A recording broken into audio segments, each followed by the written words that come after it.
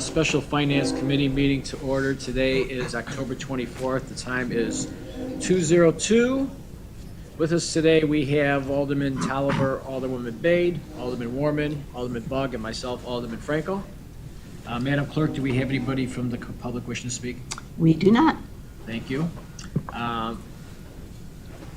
We'll go right to the agenda items. We have a number of different departments on the agenda today.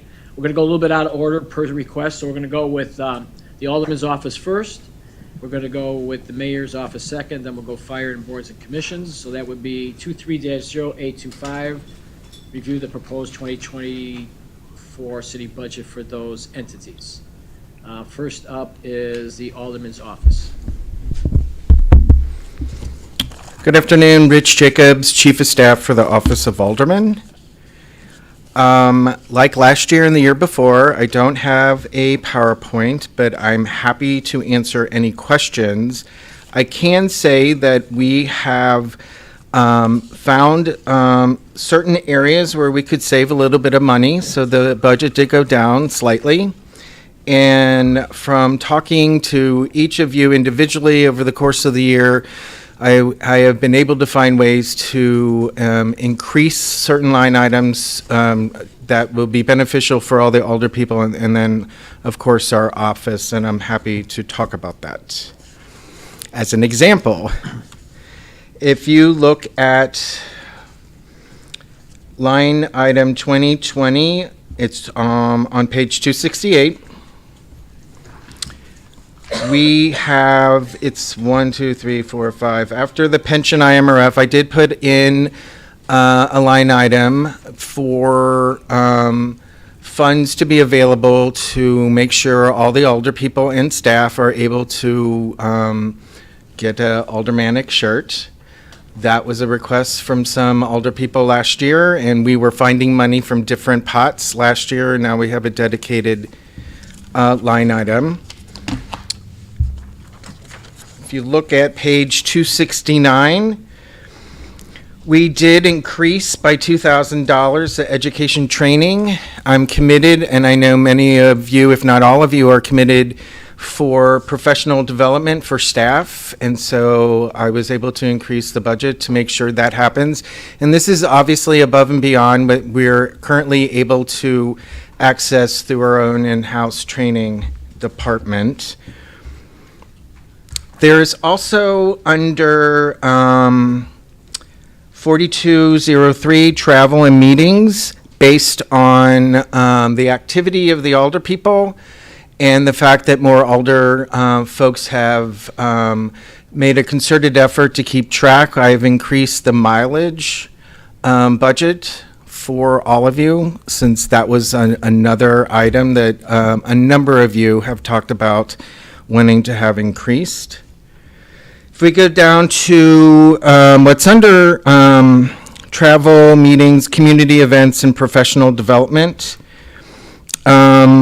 this is an increase, and basically what this boils down to is, as we all know, if an older person wants to support a nonprofit, if they have an event and you sponsor it, and usually 9 times out of 10, that sponsorship also provides a ticket that comes out of your ward funds. If you just wanted to attend a golf tournament or a charity auction representing your ward in the city, we have funds for that, and we increased it from what is currently per person $666. We've increased it to $1,360 per older person. And again, that's upon hearing from many of you, we found a ways to increase that while still decreasing the overall budget of the department. If we go to page 270, this is where 2 of our largest decreases have happened. It's 4503 towards the middle, it's postage. I've decreased that line item because the office as a whole does not do mass mailings out to the city. This was incorporated into the budget many years ago when there was an effort to mail out the Alderman's Office Guidebook, I think it was called. And over time, we can revisit whether or not that's needed. Most of this information is currently found on our website. And we could create a PDF, much like Youth Services has a youth service guide that's always updated, but it's available online. We can certainly do the same thing, but that is the one area I was able to decrease our budget. And the same thing to copier costs, 4507. Our office does not do mass copying for any events or any information that needs to be shared with the office, so I was able to decrease that. We did get I did put in a slight increase under 4512 and 4518. Those are the promotional materials that we order on your behalf for National Night Out, when you visit schools, visit meetings, when you need to have some sort of leave behind for the constituents. That's where that line item comes from. And then if you look at page 271, again, I was able to decrease our office supplies. We're pretty well stocked on supplies over the past several years. Also, 6109 custom printing, I've decreased that. Again, we're not printing the Alderman Office guide book.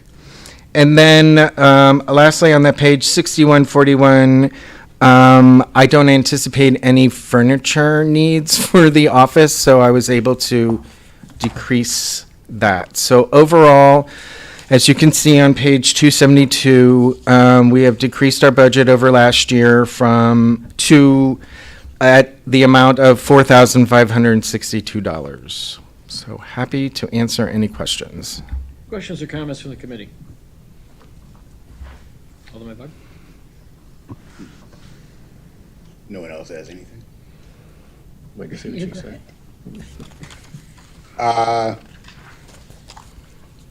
Off of the, I'll start off the alderman's salary as being community servants. I want to make sure that's right. I believe for 24, it's supposed to be a 3% increase. I believe what's shown here is about 2.5. I defer to our wonderful people in the budget office. Yeah, I'll have to take a look at that, but I know it does start mid-year, so it's not. Mid-year last year, or mid-year this year. Every year, there's an increase for June. the resolution. Right, for and the- it already increased. July 1, 2023.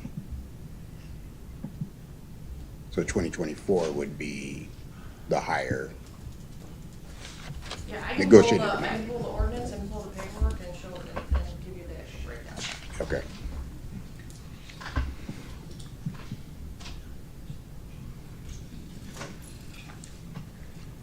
Any other questions? That's it. Any other questions, committee? Well, Rich, thank you very much. We always like when you cut expenses, add to where we need it, and cut where we don't need it, so thank you for doing that. Appreciate it. You're doing a good job. Thank you.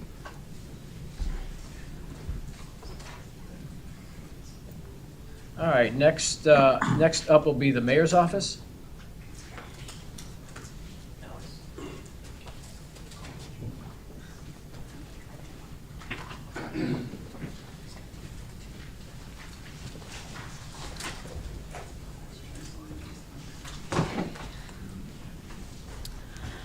Good afternoon, Alex Voigt with the Mayor's Office. I'm here joined by my colleagues Alex Alexandru, Maria Lindsay, and Memo Trujillo. So we will, excuse me, there's our photos, all of us. We are down one person in the Mayor's Office. Our confidential secretary was promoted, so we have a vacancy that we are currently working to fill. Just a quick overview of what we do in the mayor's office. We manage and track constituent concerns. We work with the City of Aurora departments and divisions. We approve all of our local committee agenda items, so everything you see in Legistar is reviewed and approved by someone in the mayor's office. We also manage and track our federal, state, and local legislative matters, as well as the city's 30-plus boards and commissions are run out of our office. Just some quick highlights of things that the mayor's office accomplished in 2023. We continued the implementation of the city's business enterprise. This program was the outcome of the city's availability and disparity study. So the actual management of the program will be vested in the city's procurement division with support from our diversity, equity, and inclusion division. They'll be working together, and I'm sure you will see or have seen that in their respective budget presentations as well. But that will be rolled out in terms of website and those sorts of things in 2024. So we look forward to that. We also continued the maintenance of the training program and resource documents for our boards and commissions, and we'll talk about that a bit more in that budget presentation. We oversaw the ongoing development of the city's open data portal, and this is something that is available on the city's website, and we continue to build and add on. We're very proud of that. Let's see, oversight and direct involvement in the key economic development initiatives.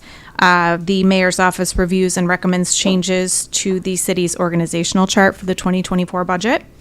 We manage the government relations team and then all legislative initiatives. And we also participated this year in a competitive process and were awarded a Harvard Fellow who is here working with us now. So in terms of the breakdown of our staff duties, Alex Alexandru is the Chief Management Officer. There are some bullets affiliated with his roles. Maria Lindsay and I share the Deputy Chief of Staff. Very different tasks, but both very busy. Our Deputy Mayor, Memo Trujillo, his role is a bit different. He is our community-facing person. He works on constituent concerns, community events, those sorts of things. And then our two staff members, the MVPs of our office, are, of course, our mayor's office management assistant and our confidential secretary who keep us running. So in terms of the additional breakdown for the 5 council committees. So I mentioned that the mayor's office reviews and approves each Legistar item. And one thing that we always like to highlight for the committees is when you see it on your iPad, it's been in development in some cases for months. These start at the monthly staff updates with mayor's office and the various team members, and then eventually are developed into a Legistar item that we seek council approval for. We review presentations and update as needed. There are different staff members assigned to all of the various committees. We serve as a liaison for council committee members. And then we also generate and present items. Probably the most generating we do is on the boards and commissions front with all of the various appointments, but we do work very closely on ordinance amendments and those types of updates as well. Legislative affairs. The mayor's office team is very active with some external council of government groups. We work most closely with the Illinois Municipal League. Mayor Irvin is a member of the board. Alex Alexandru sits on the legislative committee. DuPage mayors and managers and Metro West are our more local councils of governments. I sit on the legislative committees for those, and Alex Alexandru and Memo Trujillo split the board duties for those. And then the Metropolitan Mayor's Caucus we're very involved with as well. So currently, the city is utilizing 3 lobbyists. We have 2 state, and for federal matters, we work with Matt Morgan with Barnes and Thornburg and Lauren Box. On the state level, in 2023, we had a very successful year. The city passed 4 unique pieces of city-initiated legislation. I've listed them here, and the thing that we like to highlight about these specifically is that they were all staff-initiated. We had 2 by the Aurora Police Department, one that has been an ongoing effort for 10 years with our public works and water production with the limestone materials, And the DPH plumber agreements, that was out of our Development Services Department. And that was an initiative of building and permits based on communication issues they we ultimately were able to turn that into legislation, and all were successfully passed this session.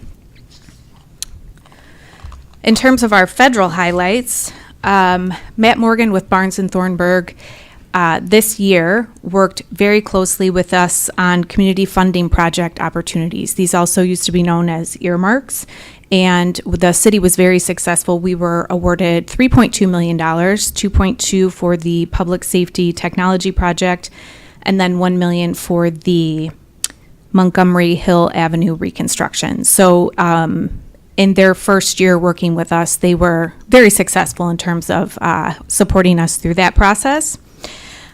We also received support from them on an ongoing matter with SAM.gov that has to do with our ability to receive grant funds. So that was they were very critical in that process.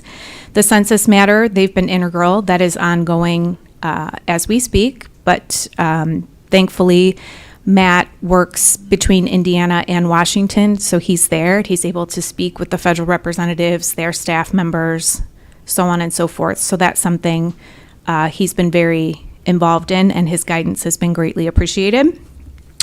He's working with us on opportunities for the Aurora Airport, and then he's a liaison for us for any required interactions with federal agencies. So with that brings us to one of the proposed changes to our budget, and this is to our contracted services line. So the contracted services is our government affairs, and you will note there is an increase in this section. The first piece I will point out is we are asking for a 3.5% increase for each of our state lobbyists. So that's Scott Marquardt and Bucola Bello. And then this budget also proposes to move Barnes and Thornburg. Previously, they were serving as special counsel out of the law department's budget. But given that they have primarily been working with us on lobbying matters, we are asking to move them over to our contracted services budget. And there's no change in the contract amount is laid out there for you. So there is an increase in that line item, but those are that's the background on those. And the second increase we are looking for is to the travel meetings line item. So what we did here was laid out, we have annual expenses affiliated with the councils of governments and the various functions. I know several of the alder people attend the IML Lobby Day, as does the mayor's office team as well. There's also the annual conference in Chicago. I know representatives from the mayor's office and the alderman's office attend that. And then in 2023, we had some new organizations that we began working with, whether it was for new projects, ongoing city initiatives, economic development. There are any number of things listed, but we did want to show some of the newer groups we began working with this year. And that proposed increase is $7,500 to do with additional travel expenses, potentially with ongoing census conversations, increased mileage expenses, and those sorts of things. So with that, I can take any questions. Questions or comments from the committee? Oh, you, sir. Maybe. Thanks for the presentation, Alex. Sure. Could you give some more details about International Council for Shopping Center? Sure. So I actually will let Alex answer that one. Certainly, the city in prior administrations would send economic development representatives to the main conference in Las Vegas. Since then, that organization has evolved, and they have regional ICSCs around the country. One of them is in Chicago.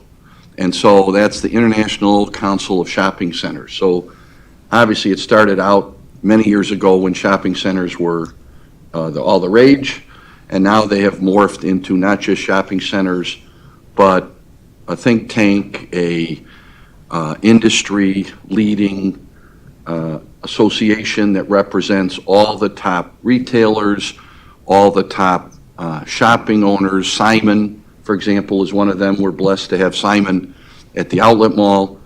Centennial is part of it. Centennial owns Fox Valley Mall. And so in the last 4 years or so, we've gotten very active. We've had memberships in it, both economic development and the mayor's office, and we have used it very effectively. And the target is different retailers. We partner with Centennial and Simon to co-attract new locations to Aurora, obviously. And so we really like the Chicago one more than the Vegas one, because since COVID, the local ones are better attended, and a lot of the retailers and the different brokers and companies are focusing on these larger urban areas like Chicago. So, for example, some of the initiatives we have are, the outlets at Fox Valley Mall, our developments in the downtown, our developments all over the city where we're offering and hustling to different folks. You set up appointments. This last one was like speed dating. And we set up meetings ahead of time, and we're getting very good results. We get follow-up meetings, and some of them have led to deals. But as I've said before, this is not an instantaneous process. This takes time. Finance rates, where they're at, inflation, different things, but we're putting ourselves out there consistently. So they like to see representatives, not just from MOED, but from the mayor's office, show off Aurora and show opportunities. Okay, thank you. And other question is, I know you've written TBD, but do we have an ETA for census? We do not yet. I am actually in the process of preparing an update memo for the council right now. So we have been in a bit of a holding pattern. We are waiting for the outcome of our count question resolution. So this is an appeal. We have appealed the number of housing units that the Census Bureau shows on record versus what we have. We were originally to receive those results before the end of September, but we received an email that said we would not. We just followed up and said, we're still in line. So there are 12 communities in front of us, so we are very closely tracking that. But how we are able to proceed, what our final cost is, the timeline, all of that is contingent on receiving that information. And let me add that there were two intervening incidents of national renown. One was the threatened federal government shutdown, where the Census Bureau advised us that things were coming to basically a halt in that process. And then currently, we were attempting to set up some meetings in Washington to talk to our federal representatives and members of the Census Bureau, but because they are unable to reach agreement on a House Speaker, everything has come to a halt. So these are significant issues out of the city's control. But we are positioned, as soon as these log jams are clear, we hope that they can get us that CQR resolution as they claim by the end of the year, and then we'll move to finalizing our special census. If you recall, we had given you about 4 or 6 months ago an update as a council. We're giving you now, I guess, a verbal update, but we will be following up in writing. Yes. But I want to make it crystal clear. It has nothing to do with any delays on the city staff part or the administration. We have done everything in our power to move this process along. Unfortunately, us being at the low end of the totem pole of the process, we have to go by the rules in place. So we are ready to pounce on this and move, but certain things are out of our control, but we are monitoring. And Matt Morgan has done an outstanding job for us. Joan Cameron, our subject matter expert, outstanding. AV, Jamie, our Harvard fellow, who's focusing on civic engagement and how we maximize the response time. And let me remind everyone that we set a record last time for response. I think we're at 71 or 72%, but apparently that wasn't good enough. So our goal is to drive even higher engagement. All of you, and I mean all of you will help in that process, whether you like it or not, because so much is at stake. And so we ask for your indulgence. It's frustrating to staff, frustrating to our lobbyists, but we're not going to let that frustration deter us from the mission. Thank you. Sorry for that short answer. Anybody else? Yep. Hello. On your staffing, you mentioned that you're down one confidential secretary. Was that, are they in the 2023 budget? Yes. Okay. Yes, the position is budgeted. Priscilla Orozco, recently accepted a position in the Economic Development Office. Okay. So, It's on page 261. Yeah, so the 2024 budget goes up. It does not. it does not. It stays the same at 7. Staffing is exactly the same. Again, page 261. There's no change. Monetarily. Let me continue. I'm sorry? Monetarily goes up 7%. That is correct. Yes. Is that impacted by hay? Were certain positions impacted by the hay Hay. study or, Hay and the COLA. Pay and the COLA. well, COLA is not 7%, No, it's 3.5%. right? So certain positions were impacted by the hay study. Correct.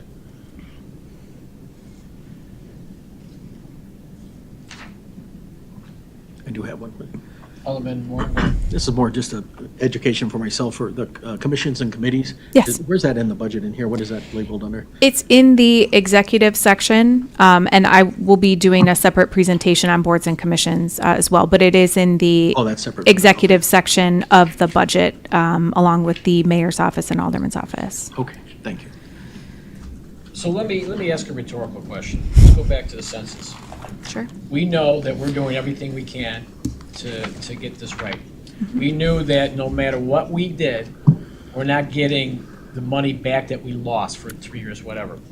That's because of the process. Now, with the process being delayed because of other things that we have no control over, that's just not normal, those things you mentioned, are they gonna say, you know, Aurora, you guys did a great job, we're gonna give you an extra 6 months when we get this thing rectified? They are barred by federal law, and I think it might even be where's our attorney? It might even be the Constitution, the census. So it's one of the most frustrating things that there is no retroactivity.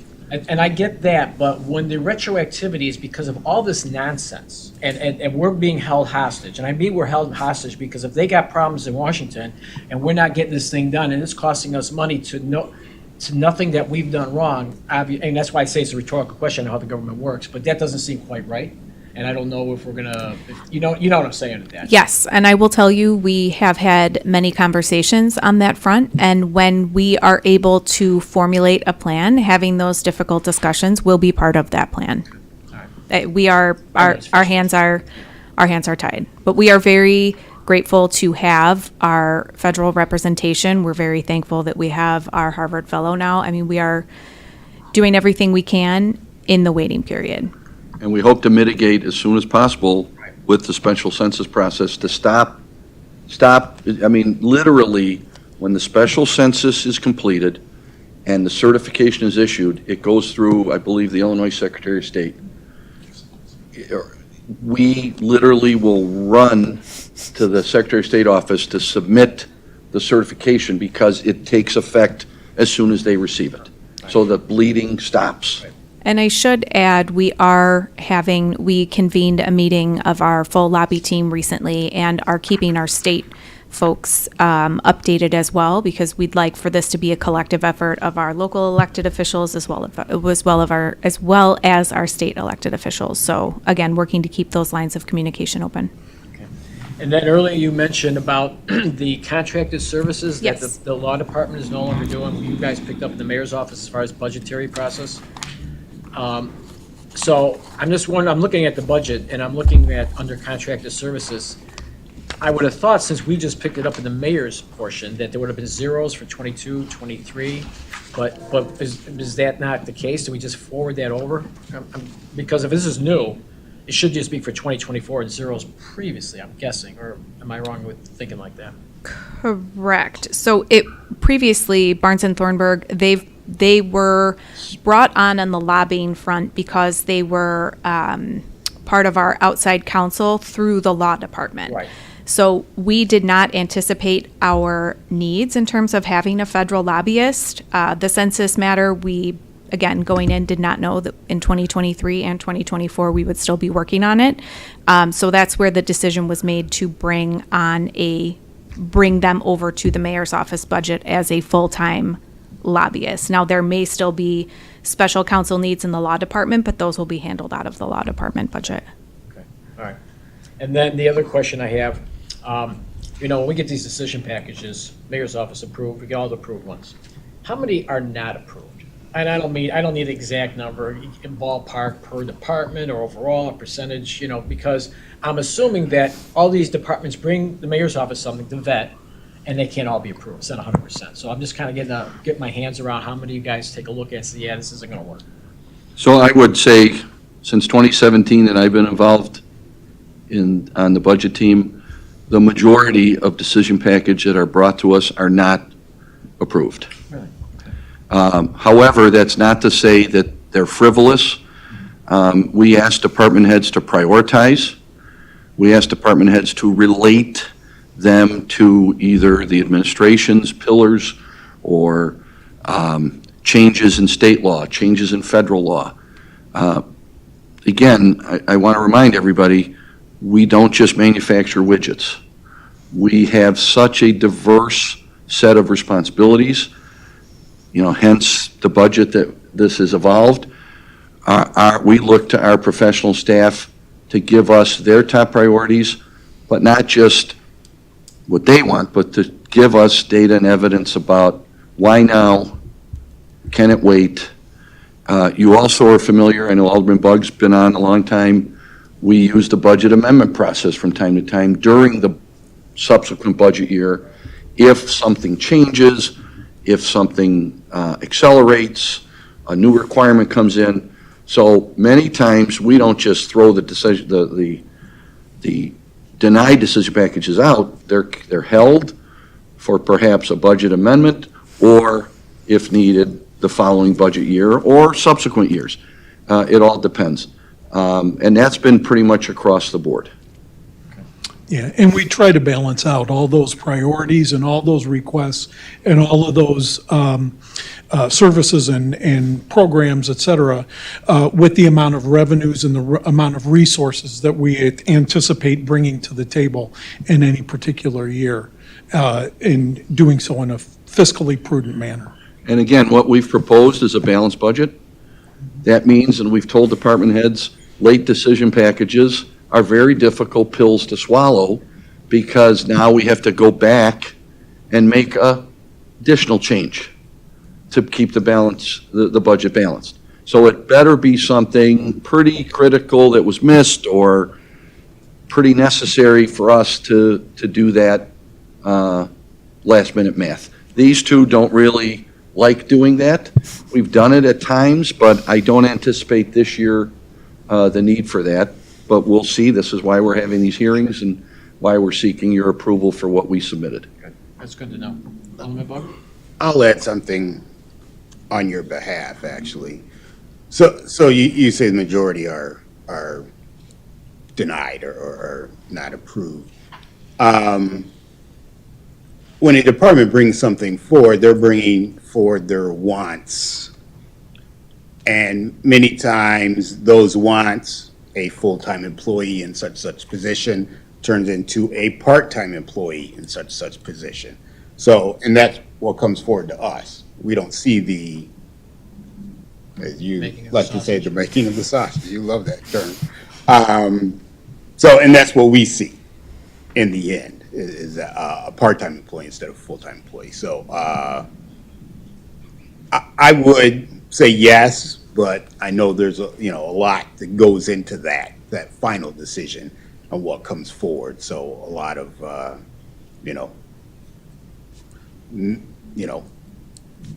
crossing the T's, dotting the I's, and getting the numbers to work.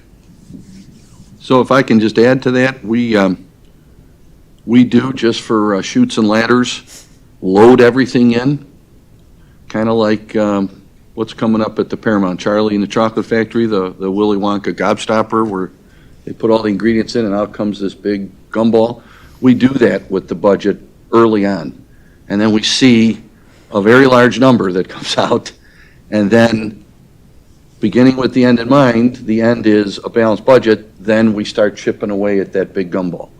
So you never see that, that's all draft, but we want to also show our staff that if we were to give everyone their wish list, including the alderman's office, that gumball, we'd be rolling it downer to get it in the building. And that's something we just can't, maybe someday, we can have a budget that everybody gets exactly what they want, but we're not at that point yet.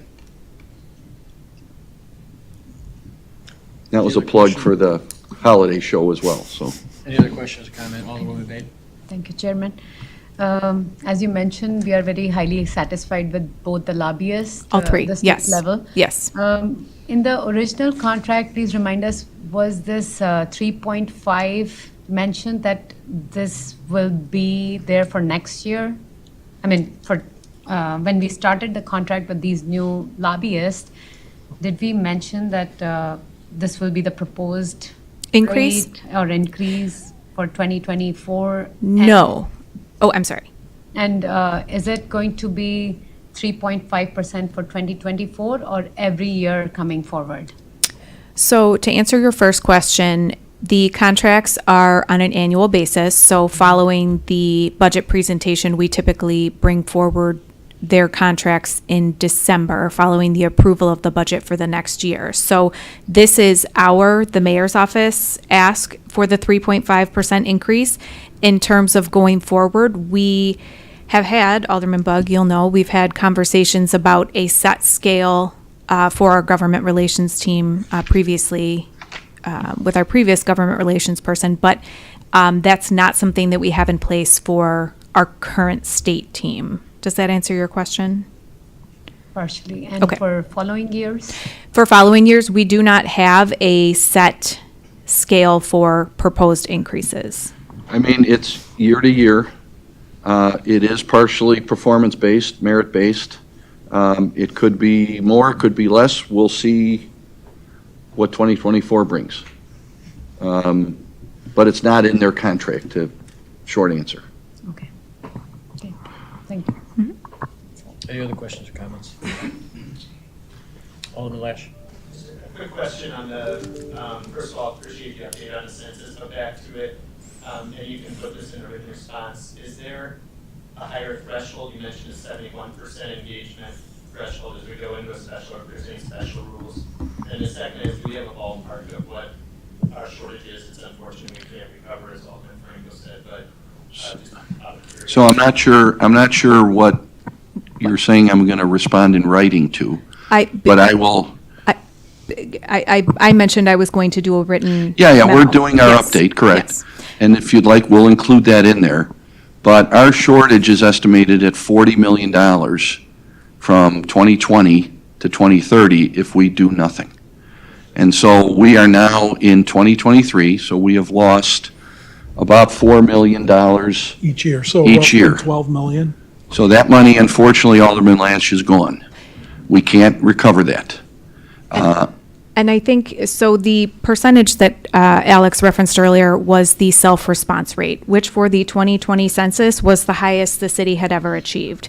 That unfortunately still yielded us the outcome that we had, which was the reported 17,000 population loss. Where we are now, and I'll try to make this succinct, but with the current special census requirements, the first thing that I would mention is that the areas for the special census have to be contiguous.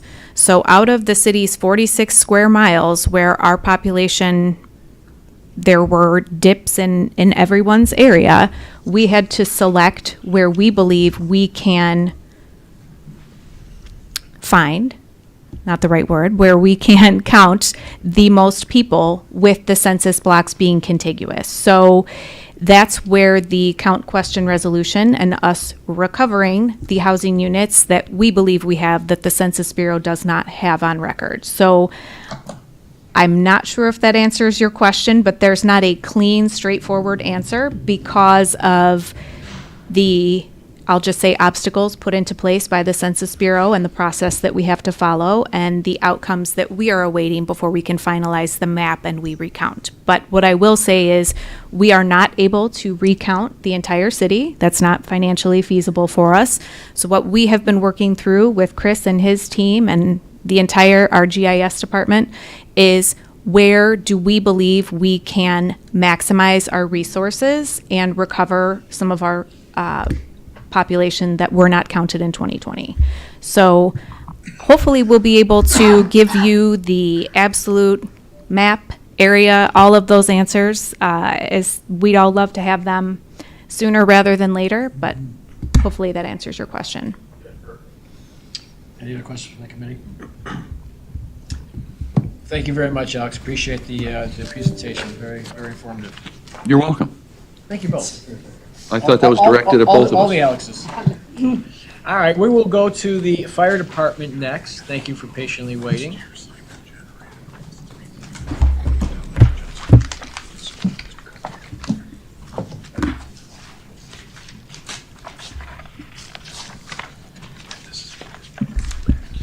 Good afternoon, committee members.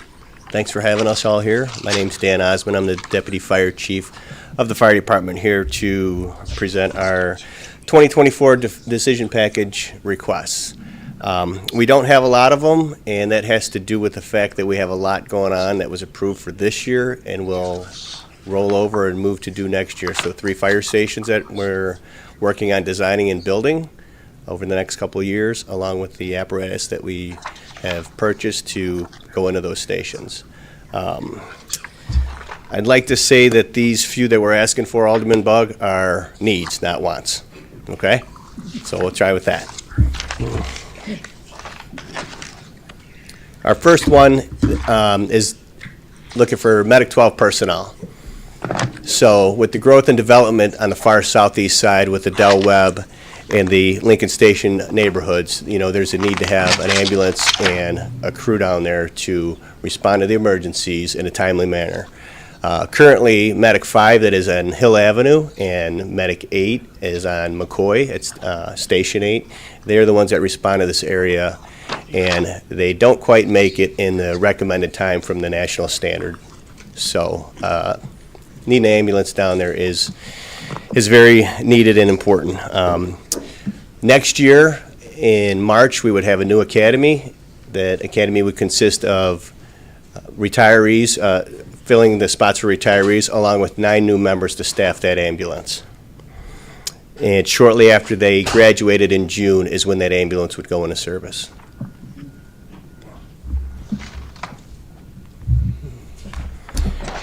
Next, we have Medic number 12. So Fire Station 12 was opened in 1998. It's the only fire station that doesn't have an ambulance assigned to it. It was approved by Finance last year to be, or I'm sorry, this year to be ordered, and it has been ordered, but the extreme wait times to actually get them has not gone through this budget process, so that's why we're going through it now.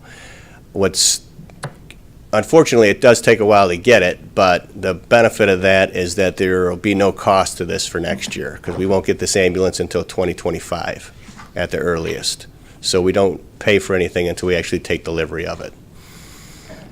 So I have a question on that. Maybe, Chris, you can answer that. I saw that, and why, if we're not paying for it in 2025, why would we be discussing it now? I mean, we always talk about buying it, but for budget purposes, and I see there's nothing in 2024, that makes sense. Yeah. But why would we just deal with that in 2025? It's more of making the committee and the council ultimately aware that this expenditure is out there and we're committed to it. Just so that when we do talk about it during 2025 and that budget process, we've already kind of from a staff perspective, reserve that capacity, reserve that funding, reserve those resources and put them in there. But we like to keep you apprised of these types of things, particularly where we're going ahead and actually making a commitment and actually placing an order to buy in the future. We like to keep you apprised of those things. Okay, and this is a little bit different because of where we're at historically, because of COVID, everything got pushed back. Correct. So typically, we may not have to do this, but because of 2 years to get things done. Yes, we have not seen these types of wait I mean, if you buy a big apparatus like a ladder truck or something, those lead times are typically a year, maybe a little more. But this is the first time we've seen multi-year wait times for these types of vehicles that are typically a lot shorter and a lot more readily available but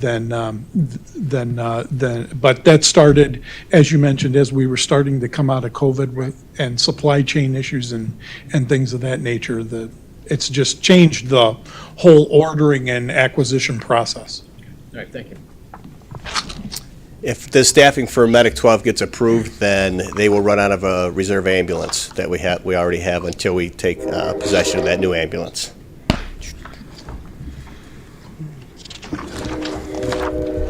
Next, we have the treatment for exposed wood at Fire Station Number 7. It was opened 5 years ago, and this is a recent picture.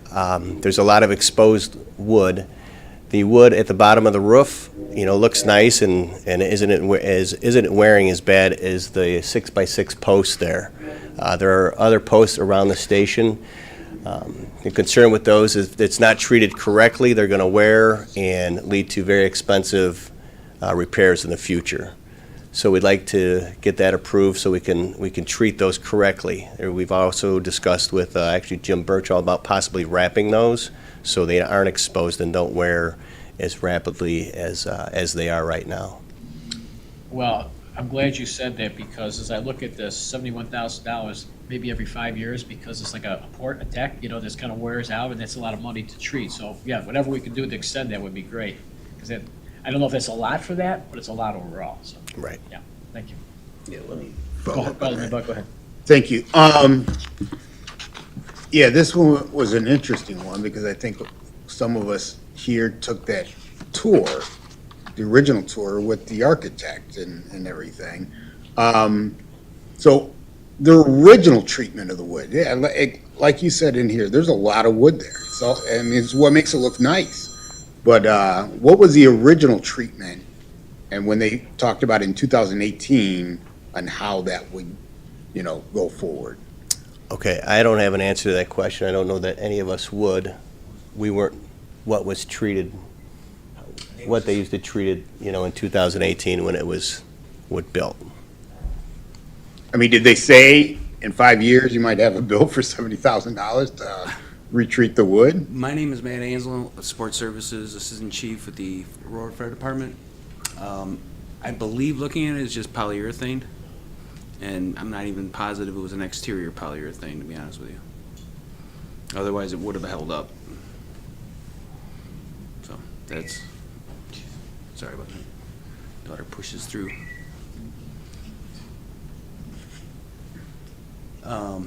Yeah, I believe it was probably an interior polyurethane.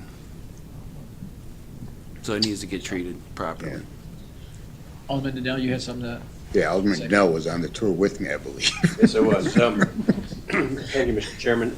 Yeah, Fire Station 7 is in the heart of the 4th Ward, right by Lincoln Park. And it's a beautiful site and very attractive architecture. So I would strongly encourage us to look at how to treat this wood rather than cover it up with aluminum. I think that would detract from the appearance of this. And just because it's in the 4th Ward, I do think it's one of our more attractive fire stations. So I'd like to keep it that way if we can. Right, well, just let me be clear, if we were to wrap anything, it would just be those supporting posts, the vertical ones. We wouldn't think of wrapping the underneath the roof like that, but that'll be discussed with Jim Birchall and his crew, and yeah, we'll make sure that we do our due diligence to keep it as beautiful as it is. Thank you. Any further questions on this one? Okay, thanks, Dan. Go ahead. And our last one is our Station 10 bathroom remodel. This station's 27 years old. The bathroom has not been updated.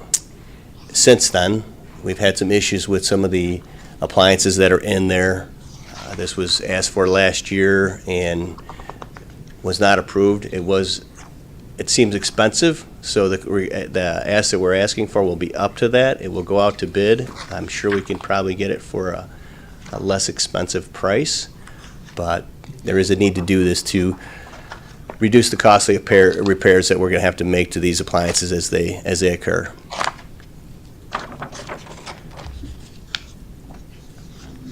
Alderman Bug, go ahead. I didn't read there, but is this also updating to a male-female issue? And that, No, this isn't. Nope. This is an officer's bedroom on, so at Station 10, we have officers' sleeping quarters. There's 2 beds and separated by a bathroom in there, so that's their personal bathroom.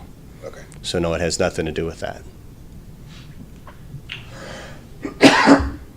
Excuse me. Our operating line item, the biggest increases with our request for our operating line item budget is additional personnel to staff the new vehicles and the new stations that we're a new station that we're building.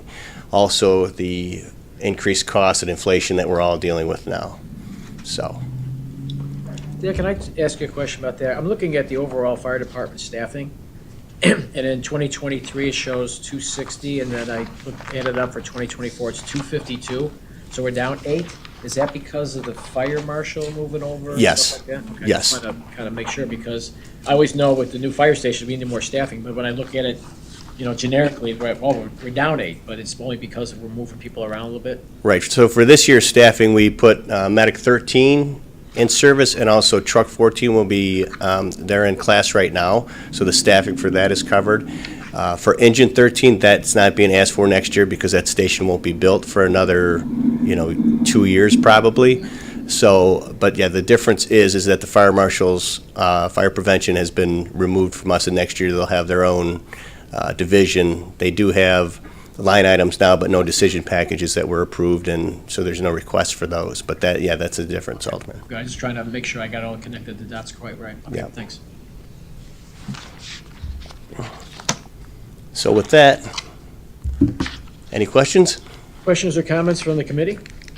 yes. Alderman Bug. Just to follow up on that, so moving fire prevention into their own division, was that a recommendation from the chief and the fire personnel? Was it a recommendation from finance, or do other municipalities do that, or?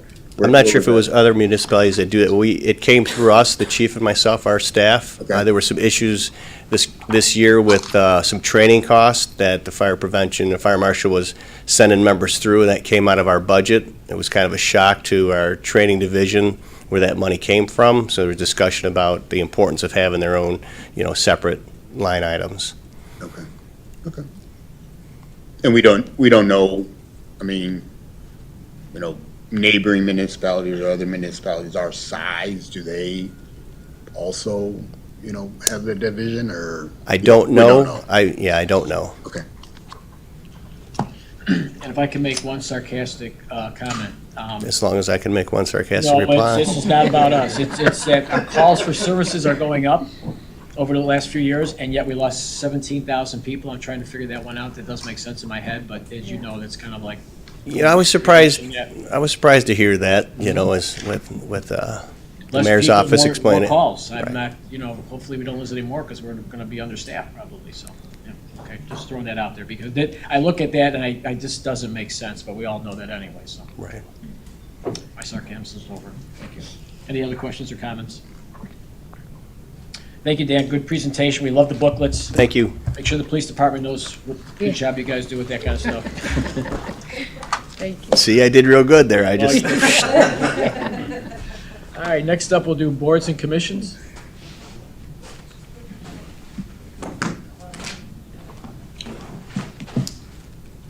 Emergency management. Oh, I'm sorry. Sorry. Yes, I'm sorry. I'm sorry, Natalie.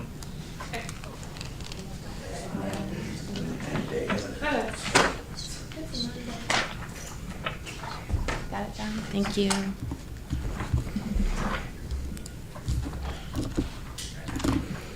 All right, good afternoon, everybody. My name is Natalie Wiza. I'm the Emergency Management Coordinator here for the city. Thank you for the opportunity for me to present the Emergency Management Division's 2024 budget presentation. What we're going to be going through in the presentation today mostly focuses on decision packages because that is where the increase in our budget comes from. Otherwise, we are staying operationally and fiscally sound going into 2024, and we have not asked for any major increases to our lines for any other reason. So I do want to highlight that in 2023, thus far, our agency's been pretty busy. We did receive our re-up for our state Illinois accreditation. So that is a big win for us here in Aurora. Being a local municipality, that is becoming few and far between, as the counties seem to always get it and the local cities do not. We also renewed our storm ready certification. We ran a couple of different exercises out of the 2023 budget. We hired a technological and communications specialist. We're recruiting volunteers. We're upgrading technology, and things are just growing and expanding, and we're hoping to keep that same momentum moving into 2024. So with that, we have the top five there, decision packages that were requested this year. And then one is just a recap that was approved in 2022, but because it does cause an increase to our budget, I want to put that in there just so you guys are aware that that is where the decision package was entered. So the first thing we're going to start with, we requested an upgrade to our command light. What this command light is, you can see from the images, we have a utility truck, larger capacity utility truck with a self-contained generating unit on it. We have this light that raises up. I like to call it the Christmas tree. Originally, this was purchased in 2014, and it is currently outdated. We use this truck for a variety of reasons. Primarily, we use it to light up emergency scenes and specifically traffic accident investigation scenes for the police department in the overnight hours. We've also used it in the past to help light up maybe overnight construction work for emergency circumstances, water main breaks, things like that, and also major structure fires. Our first response agencies, Public Works, Police, Fire Department really like this. So what we are going to do with the upgrade, because we have experienced a 75% reduction in functionality every 3 years since it's been first purchased, we are going to replace the bulbs in there. Currently, the bulbs are really not up to par in terms of safety. They are exposing our volunteers and first responders to harmful UV radiation, and they're also mercury-infused bulbs. So if one of those breaks, that's a very highly toxic substance, so we need to get that changed out. So we contacted the company, we discussed it with Fleet here in Aurora. We are going to send this light to, Fleet's going to take it off the truck. We're going to ship the light to the company who provides a 10-year warranty on the upgrade of the light, and then Fleet's going to reinstall it for us. Moving on, we are asking for another Generac light tower to add to our equipment reserves. This is something else that is utilized often by not only our first responder personnel, but we have been recently requested to support some of our counties with lighting. In that top right picture right there, we actually sent not only manpower, but lighting equipment up to the Elgin tornado when they were trying to go through damage assessment and see what was going on in the neighborhoods. That just happened a few months ago in Elgin. So what we have seen since I've been here since 2019, because our light towers are so popular, not only for city services and emergency circumstances, sometimes we don't have enough light towers to go around. So we're going to add the additional to the fleet, and that additional is staying in the garage as an emergency reserve. So we're not having to run around and find the resource and take up time when we need to allocate and deploy when we're supporting our city services or our partners in an emergency situation. Go ahead, Alderwoman Bade. Natalie, Yes. we are buying it for 21K? I'm sorry, what was that? 21,000 is Yes. the cost of it? Yep. And yearly we are having 1,400 spent. Is it for maintenance or for lights, or what is that? So there is maintenance. So our city garage will maintain it. They'll do the annual maintenance on it. They'll check the oil, the tires, everything else, and make sure the lights are good. This unit has a self-contained generator as well. So our electric department and fleet department will take a look at that. So that was the maintenance estimate that came from fleet.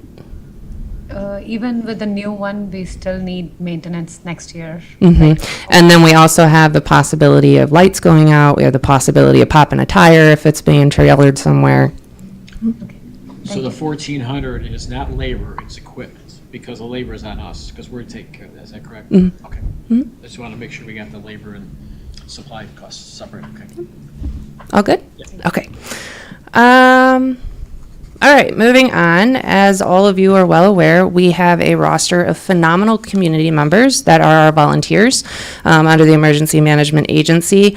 They put in an ask this year because I always ask them if there's something that they need to be able to do their job better. As we're seeing more fierce winters with the climate change and more downward tips in the temperatures, we've identified that winter parkas are an issue.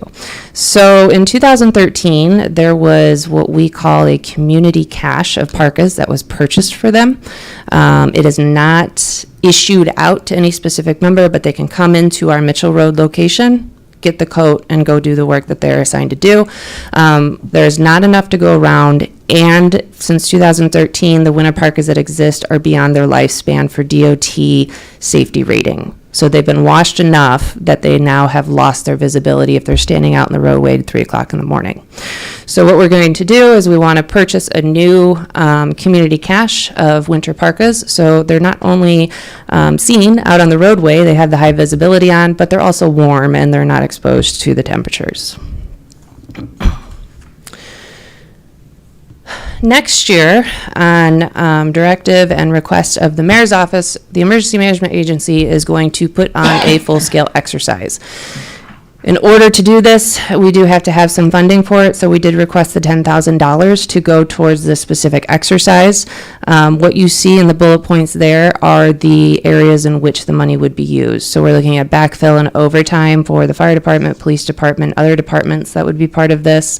We're going to look at simulation and technology needs. We may possibly have to have a venue to have some meetings or discussions regarding the exercise. We also have communication and public information that we have to put out there.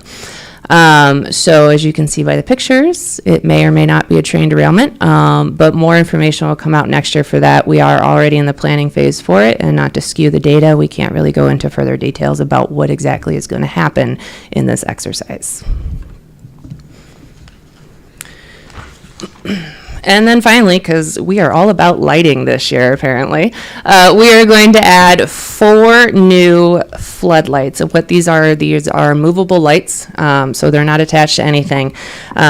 Police department really likes these, and if you understand police department investigation operations, you can see here, this was taken in the last month on a pedestrian versus vehicle incident.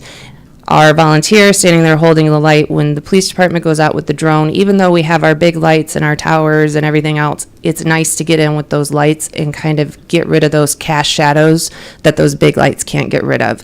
So what we're doing is we're going to add 4 more floodlights so we can get into those small spaces and we can get rid of some of those shadowing so they have better pictures and better information for their investigation. And then finally, as I said, we had a decision package approved in 2022. That decision package allowed emergency management to hire 1 new specialist every year over 3 years. So this is the last year that decision package is going to be honored. What we're planning on doing is hiring in a resiliency specialist. The reason we're going to go into a resiliency specialist is because the new mandates we have coming from the federal and state government and the close work that I just did with Public Works, Development Services, and Economic Development in terms of mitigation. We need an individual to keep a thumb and an eye on everything that we have to do together in terms of planning. So this resiliency specialist, some of the job highlights is they're going to be a subject matter expert when it comes to mitigation and recovery. They're also going to co-work with myself in terms of continuity operations and continuity of government here for city business. They're going to be a member of hazard mitigation committees that are required by the county, and we are required as a city to be a part of those committees.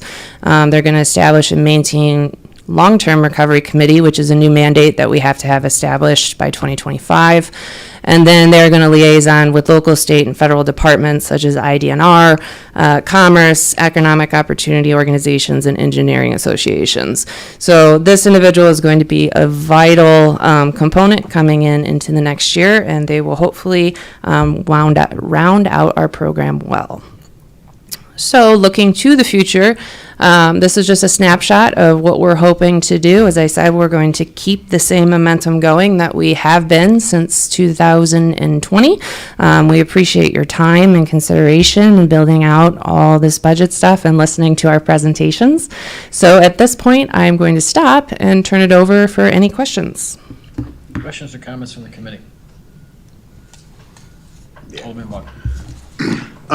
First of all, just on the, on our 300 parkas, do we have a source to help out possibly a small community to donate our old parkas, or are they just going to be disposed of? So what we're going to do is we are going to, before we do anything with the old ones, we're going to make sure that we can't use them honestly. There might be 2 or 3 in what we have that we can use. But we will work and see if we can donate that out in the process to actually do that. I would like to do that because there are many smaller emergency management agencies that they are strictly volunteer and they want to help their community. So I think that's a great idea, and I would like to keep that in mind with finance. I forgot where you work, Mr. Minnick, to see how we can turn that over. Excellent, okay. My other question is on our future full-scale emergency situation. Is that going to be a exclusive Aurora situation, or is that going to be a regional situation? So at this time, it is going to occur in Aurora, and we are going to work with our partners in different sectors. So far, we have our transportation partners on board, so BNSF Railway, Metro Rail. We have our one of our hospitals on board. We're also looking to maybe have businesses involved as well. We have not chipped away at that scenario yet. Now, because we share the rail and the transportation so closely, possibly with the city of Naperville or with one of our counties, because of the scenario base of this, the counties are definitely going to play one of them, Kane, if not one of them. But we could possibly look at opening that invitation in Naperville. We just have not gotten that far in the planning yet. Thank you. Mm-hmm. Any other questions or comments? Thank you, Natalie, appreciate it. Thank All right. Now we're on to boards and commissions.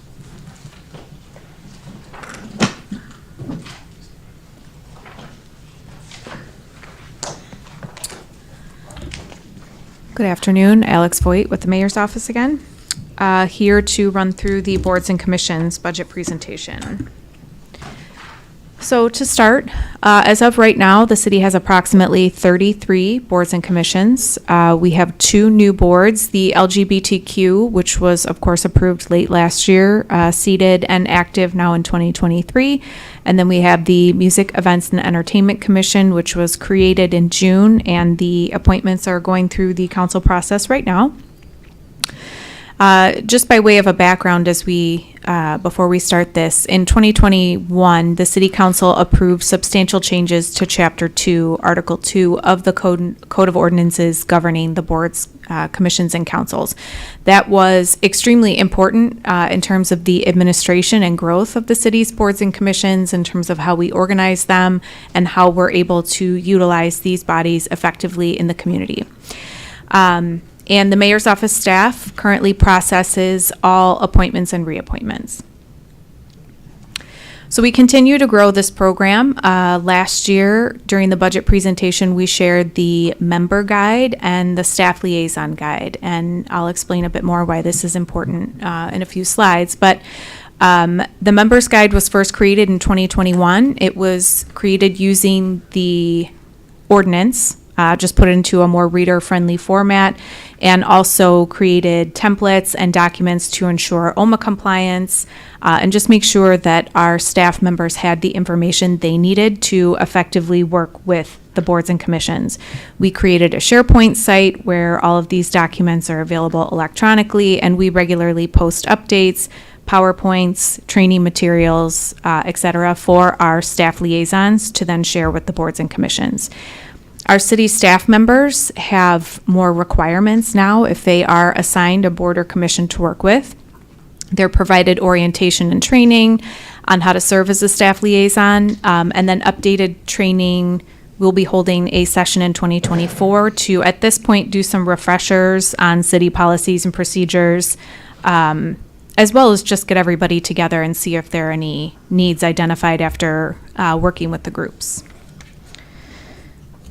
So some 2023 highlights. Over the past year, we have tried to bring some of the boards and commissions to report out in front of the city council. We'd like to make sure we keep the council apprised of what the boards and commissions are doing. We had a report from the Human Relations Commission and Sustainable Aurora, and hopefully we'll be able to do some more in 2023. But by way of some highlights, our Advisory Commission on Disabilities did their second post-COVID resource fair, family resource fair. Our African American Heritage Advisory Board hosted 3 events, one of them being the Heritage Advisory Dinner, which has been a long-standing event. Our Hispanic Heritage Advisory Board has hosted 2 hugely successful Fiestas Patrias, which is, of course, a 2-day festival, and they have their scholarship program. Our new LGBTQ board recently they've hosted a few events, but just this past weekend, they had open mic at the library as well as a scavenger hunt, which were both very successful events. Our Indian American Community Outreach Advisory Board has Diwali, which is this Saturday at Wabansie Valley High School. Our Bicycle, Pedestrian, and Transit Advisory Board held a community bike ride, and there also is a bicycle and pedestrian plan open house, I believe, next week that we just advertised. Our Foxwalk Overlay District Design Review Committee is in the process of updating our Foxwalk design guidelines, and our Veterans Advisory Council held 4 different events, one in partnership with Illinois Joining Forces. So this is just a sampling, but the boards and commissions have been extremely active and really working to expand their outreach and be in the community to be doing what they are tasked with doing. So the next is we have 5 boards and commissions that have a budget because their members receive stipends. So I've listed them here. There are no proposed changes in this budget for these commissioners. Our current boards that have a line item in the budget for expenses are listed here. And the only change is we are asking to provide a line item for the LGBTQ advisory board. It was modeled after our other community outreach advisory boards who all have budgets for events, and we'd like to do the same for the LGBTQ board, and we are looking at $15,000 for them to start.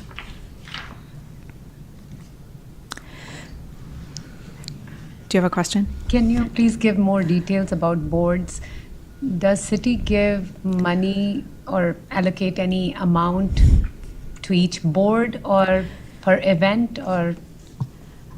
if you So could go over there that? is, and I might ask Stacy for help with this one. So the boards listed here. Now, the Human Relations Commission is a little bit different. Their budget is for a court reporter and other expenses associated with cases. The Community Outreach Advisory Boards and then the Veterans Advisory Council, the Community Outreach Advisory Boards have an amount budgeted for their annual events. And those are listed in the budget. Do you have the page handy? It's actually page 1008. Can you say that again? Page 1008. Thank you. Okay. So we're looking to add the LGBTQ board to that list. The 2023 budget, for the first time ever, created a fund that was accessible to the remaining boards and commissions that did not have access to city funds. This created some challenges previously because boards would need materials or resources or want to host an event or do some sort of outreach, and they didn't have a line item associated with it. So over the 2022 year, we tried to conduct a study to determine what the various expenses of the boards and commissions are, but then in speaking to the budget office, determined that that was not the best way to go about this. So we created a general fund for the boards and commissions, and the mayor's office administers that fund. So the boards and commissions, as the board approves events, they're then able to submit to the mayor's office and either be reimbursed or allocated the funds that they need for their various events. So in 2023, we were able to send some board members for training. The resource fair that I referenced, the advisory commission, they used this fund for that. The LGBTQ board, since they do not have a budget currently, they've been able to access this fund for that. We held a reception for the Education Commission members as well as other board leadership, and then we've had a leadership breakfast and some other trainings. So because it is a different concept, we've had to continuously remind people that they do have access to those funds, but it's been successful in the sense that the boards are able to do a bit more outreach now that they have access to some dollars.